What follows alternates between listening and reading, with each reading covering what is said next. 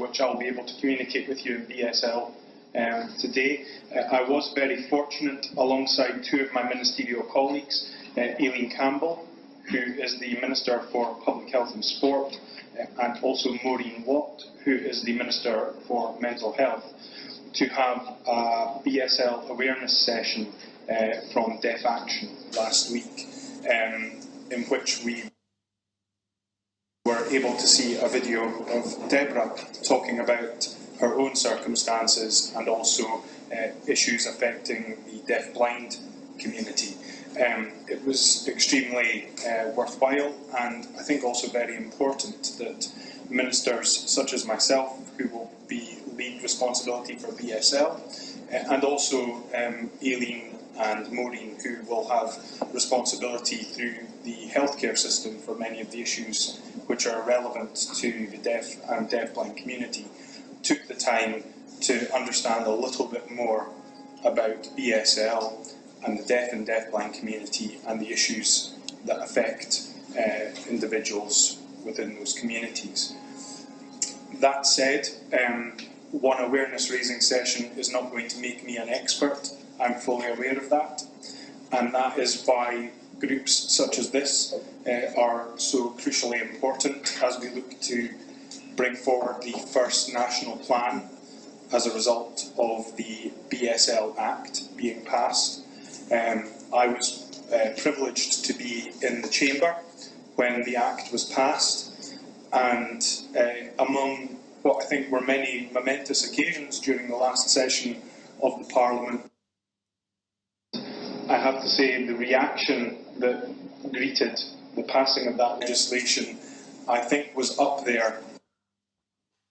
with the reaction that greeted the passing of the Equal Marriage Bill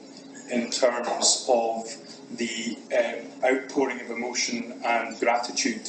from members of the community who attended, and also the relations across the parties in making sure that the legislation was as good as we could make it in the chamber. So, as Deborah has indicated, unfortunately I cannot be with you for the whole of the morning. I will have to leave at the end of my discussion with you, but that, I think, shouldn't be the end of our engagement, and I am keen to come back to future meetings, perhaps not to address you, but certainly to hear what discussions are taking place.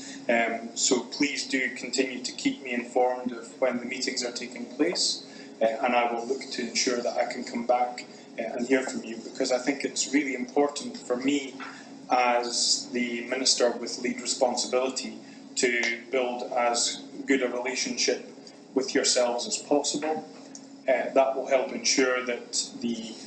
plan that we take forward is realistic and achievable, but also that when we are looking at the wider priorities of government, we can ensure that the views and interests of the deaf and deafblind communities are properly considered and properly represented. So I want you to view me as much as your representative in government as possible, and do feel free either to contact me directly or to communicate to me through my officials any concerns or issues you might have. I can't promise that we'll always be able to come to an agreement, but I can promise that you will always find me willing to listen to what you have to say and to take on board your points of view and to make representations to other members within government should that be appropriate. So I think you've probably heard enough from me, so now is an opportunity for you to ask me any questions that you might have in regards to my role, and so I shall now hand the floor back over to you.